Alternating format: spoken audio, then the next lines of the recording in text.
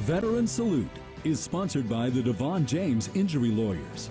Welcome back from a farm pond in southeast Kansas to the glistening waters of the Pacific Ocean. And that's where one Korean War veteran says he met what he calls his first love. KSN's Hannah Adamson and photojournalist Nick Kiefer explain in this week's Veteran Salute. Harry Frischenmeyer was born in Iola, Kansas during the Great Depression. As a young man, the farthest he had traveled was to El Dorado, nearly 90 miles away. After he graduated high school in 1948, he joined the Navy, a decision which led him to serve in peacetime and wartime. For a kid from Iola that just barely got out of high school, it was one of the best things that ever happened to me. After boot camp in San Diego, Harry Frischenmeyer became a Navy electrician. 6 months later, he was deployed to his first ship in San Francisco. I couldn't believe the thing would move. Or as Frischenmeyer calls it, But that was my first love, the Valley Forge. That was a good ship. the USS Valley Forge was known as an Essex-class carrier, one of the last of its kind built. And they started building those in World War II. They built 24 of them. It's 2 feet shy of 3 football fields long. And the first morning I got up and I looked out and couldn't see anything but water. It was an awakening. An awakening, preparing him for the dangers lying ahead. I'd been in some storms, typhoons, and the flight deck was 90 feet high. The flight deck itself was 888 feet, and I've actually seen waves break over the top of that, and you pray to God. Frischenmeyer was originally assigned to the first engine room, deep in the heart of the ship. When you're sitting down there and the bilge water is right underneath you, and you're thinking, you know what? The edge of the water is up there. I'd seen World War II movies for torpedoes and the water coming in.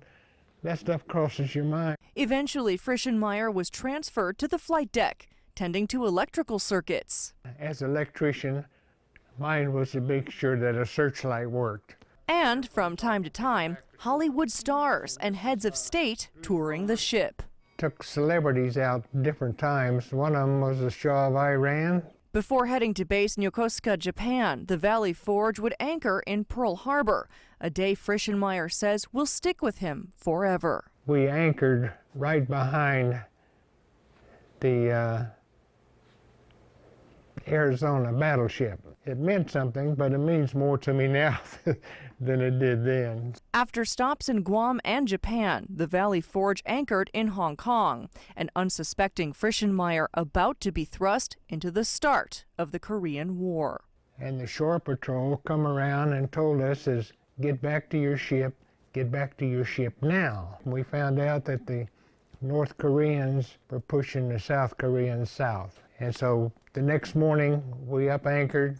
We were Task Force 77.5. The Valley Forge deployed to relieve another task force in the Korean theater in May of 1950. A month later, the ship began launching its first aircraft strikes. My general quarters was on a searchlight, and there it was right out in the open. And we didn't know what to expect. Dozens of planes launching every hour and a half, 24/7, 7 days a week. I seen a lot of airplanes come in, shot up. We did have one come in and crashed at the end of the ship, and the oxygen tank, where they make oxygen, was in the back. It caught fire. We had a heck of a fire. Some planes never making it to the skies. Sometimes the jets were heavier, and the steam catapults we had were designed for propeller-driven airplanes. And if we didn't have quite enough steam, I seen them shoot them in the water. All the while, Frischenmeyer tending to his searchlight, a guiding light for hundreds of pilots. Yet despite his heroic actions, this humble veteran says those who fought from the air were the real heroes. I just was more impressed with the air groups, the pilots and everything, because those guys take off and they may or may not come back. Frischenmeyer says he would go on to serve 3 years, 4 months, 15 days, and 5 minutes in the Navy. He was later transferred to the USS Antietam after a second tour on the Valley Forge. Sadly, his first love only a memory now. The ship would be sold for scrap in 1970. Here for you, Hannah Adamson, KSN News 3. On behalf of Devon James Injury Lawyers, we're honored to recognize this week's veteran who served in the United States Navy, Electrician's Mate 3, Harry Frischenmeyer. Mr. Frischenmeyer, thank you for your service. Thank you, and I appreciate the honor of being here, and I would like to donate my check to the honor flight. Veteran Salute is sponsored by the Devon James Injury Lawyers.